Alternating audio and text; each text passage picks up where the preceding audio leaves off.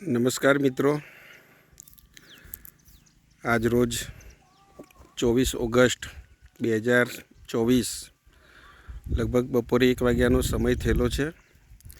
આપણે Patidar farm and fruits જે main farm છે એના ઉપર ઉપસ્થિત છીએ, હાજર છીએ. મિત્રો, 4 ઓગસ્ટના રોજ એક વિડીયો શેર કરેલો હતો.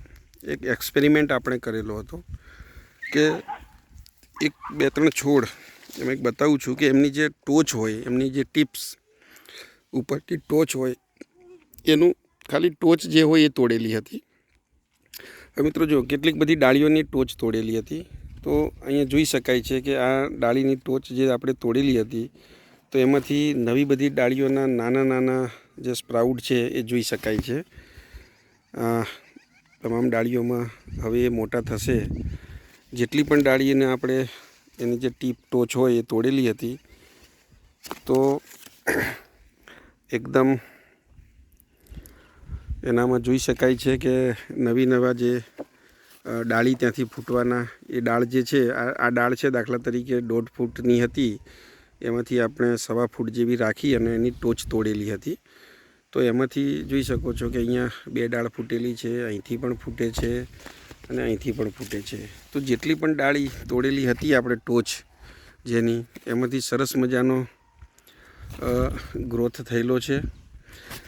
કમ્પેરેટિવ કરીએ, આપણે સરખામણી કરીએ, એની બાજુનો જ છોડ છે કે જેની આપણે ટોચ તોડેલી નહોતી અને આ દેખાય છે કે એની ટોચ ઇન્ટેક્ટ છે, તોડેલી નથી. તો એ જો ડાળીમાં કોઈ પણ નવું સ્પ્રાઉટ આપણને દેખાતું નથી, જોઈ શકાય છે. મેં ઓબ્ઝર્વ કર્યું હાલ જ આવીને, તો કોઈ પણ ડાળીમાં એવું રિઝલ્ટ મળેલું નથી આપણને. 10-15 છોડવા મેં ઓબ્ઝર્વ કર્યા છે કે જેની આપણે ટોચ તોડેલી નથી. તો જોઈ શકાય છે કે ઇન્ટેક્ટ છે, ટોચ તોડી નહોતી, પણ એમાં કોઈ એવું રિઝલ્ટ પણ મળેલું નથી. તો મિત્રો, ખેતી જે છે જો સરસ મજાનો આ એક જબરજસ્ત અહીંયા રિઝલ્ટ દેખાય છે, એકદમ ક્લિયર કે આ એક ટોચ તોડેલી હતી. તો એમાંથી 1, 2, 9, 3, 4 સ્પ્રાઉટ નીકળેલા છે. જો આ બીજી ડાળી છે, એની પણ ટોચ તોડેલી હતી, તો એમાંથી પણ સરસ મજાનો ડાળી નવી ફૂટેલી છે. અહીંયા પણ દેખાય છે કે હવે ટૂંક સમયમાં એ ડાળી પણ બહાર નીકળી જશે. અહીંયા પણ દેખાય છે, અહીંયા પણ દેખાય છે. તો મિત્રો, ઓવરઓલ આ મને આઈડિયા આપણે કરજણવાળા જે મગનભાઈ છે એમના તરફથી મળેલો હતો કે આ રીતે એક અખતરો કરજો. તો આપણે કરેલો હતો અને એનું રિઝલ્ટ પણ અહીંયા જોઈ શકાય છે. તો ઓવરઓલ મિત્રો, ખેતી જે છે એ ક્યારેય એવું ના માની લેવાય કે હું માસ્ટર છું. આપણે કોઈક સારા વ્યક્તિ જે હોય, એગ્રીકલ્ચરિસ્ટ હોય, જેમને વર્ષોનો અનુભવ હોય, જે સારી પ્રેક્ટિસ કરતા હોય, એમની પાસેથી હંમેશા શીખતા રહેવું જોઈએ.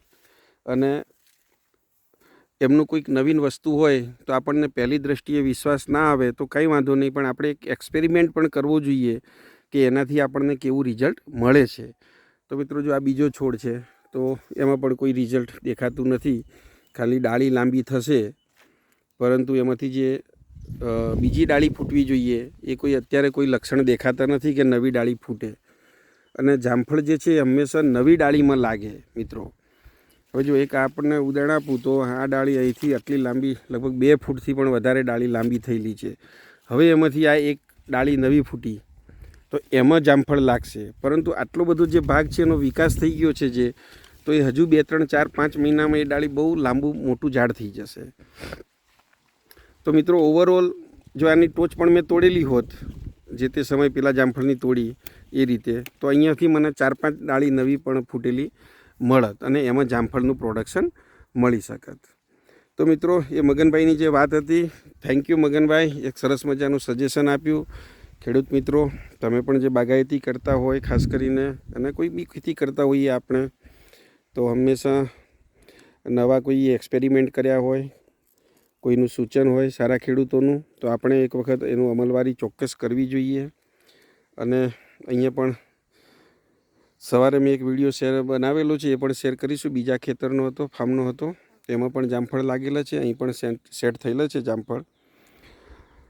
તો મિત્રો, આ એક વસ્તુ શેર કરવાની હતી કે 4 ઓગસ્ટનો મારો એક વિડીયો જોઈ શકો છો, એની સાથે આ વસ્તુને કમ્પેર કરજો.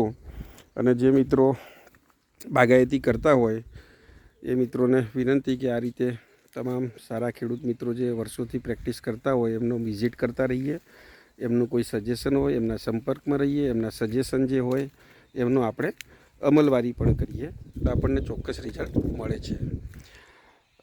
થેન્ક યુ મિત્રો. આ એક એક્સપેરિમેન્ટનું જે રિઝલ્ટ હતું એ આપની સાથે શેર કર્યું છે. Thank you.